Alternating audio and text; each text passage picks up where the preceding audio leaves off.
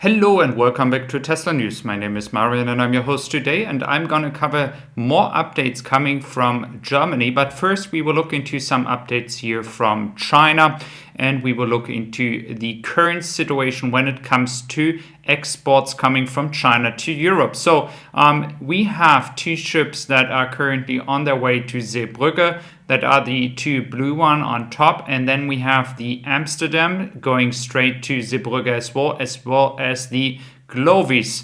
And then the Morning Carina is going directly to Southampton, and after that directly to Zeebrugge as usual. So we have a total of 2, 4, 5 ships coming to Europe right now, and there are another 2 that are not on the map. And as Troy Teslack mentioned here, Q1 is expected to be 11% higher than Q4. And this despite the Chinese New Year. And that is a very, very positive and very good sign here. So even though we have less work days than in Q4 and the usual end of the year rush, despite that, we will see a better Q1, and that was what we were looking for. And it looks like that Tesla China and the Chinese factory, the expansion is happening very well. We do see here already some signs of further expansion happening, and I do think that the Chinese factory will further increase capacity, be faster, be more efficient in the near future. So in this way, Tesla is able to produce more cars. I do expect that around 1 million cars could be produced this year if they further increase production rate. That is the way how it looks like right now. And so I think once the Model Y long range and performance are produced in Germany, this will allow Tesla to deliver even more Model 3 to Germany, as especially the delivery dates for the Model 3 are just getting insane. So the waiting time is there. We have rising gas prices and the situation in Ukraine, so more people going for EVs. Now, this guy, Brandon here, shared his experience with his second interview, and he said that they are aiming for production to start in Q2 around April, which lines up with Giga Festival. So this is good information, as we have seen many cars being outside of on the parking lot in Austin. And we also know that the event in Germany will actually happen on the 26th or 22nd of March, round about that. And the first cars will be delivered directly to its customers. So the question is, if we are looking at the footage here from Jeff Roberts, will they store cars outside here for quite some time and then deliver them by the end of March? Right now, I do see so many cars already in such a short time that I don't believe they will wait for deliveries until March. I have seen some trucks moving cars away, but there was no official statement of any people receiving a VIN number or any deliveries from Austin yet. So we could see everything going according to plan right with Giga Berlin together. Now, Genehmigung, meaning nothing else as final permit, this is how some part of the 23,000 papers look like.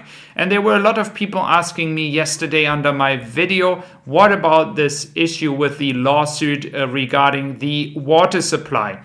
So the water supply itself is not the issue. There was a formality mistake from the local government, but the local, the court did decide that it's not going to waive the entire plan here.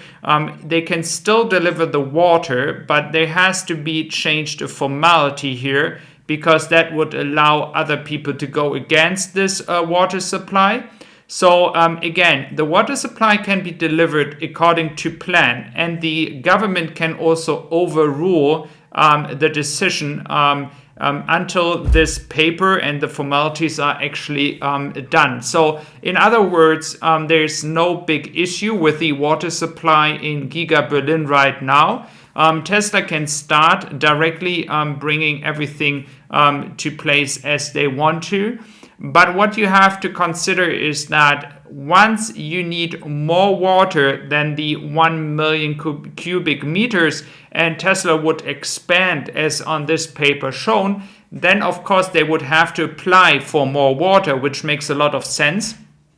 And this will be then a new process that has to be applied. So again, as yesterday mentioned in the press conference, there is, guys, no application from Tesla side to further expand into these two categories you see on top. There is no application for that. So it seems like Tesla is planning right now to go with the section they have.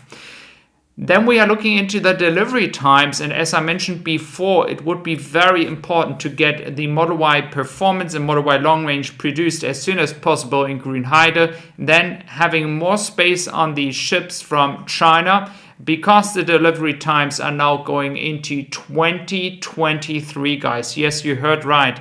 It is done. The basic Model 3 is not sold out for 2023, or in this case 2022, and the first you can receive is in 2023.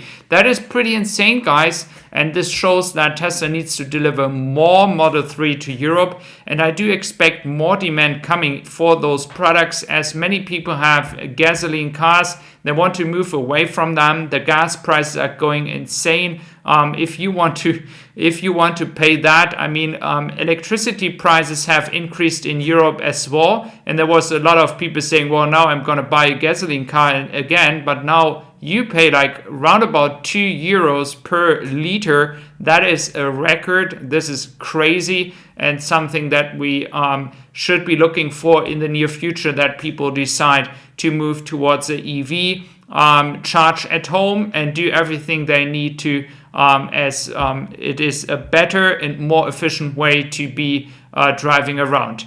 Another topic that we have to still wait for, because there's no big news yet, is especially the fixing of sign recognition, especially when it comes to the autopilot.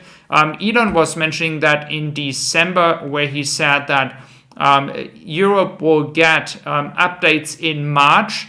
So for those who don't know that, from the United States, in Europe, we don't have the same level of autopilot and FSD.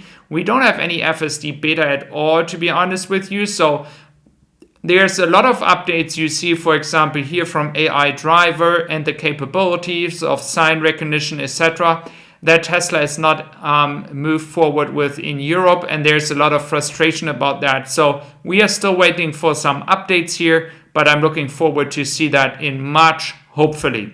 So thank you very much for being here today. I really appreciate that. You can also follow me on Tessie Supply, my podcast, if you are a German speaker. So thank you very much. Take care.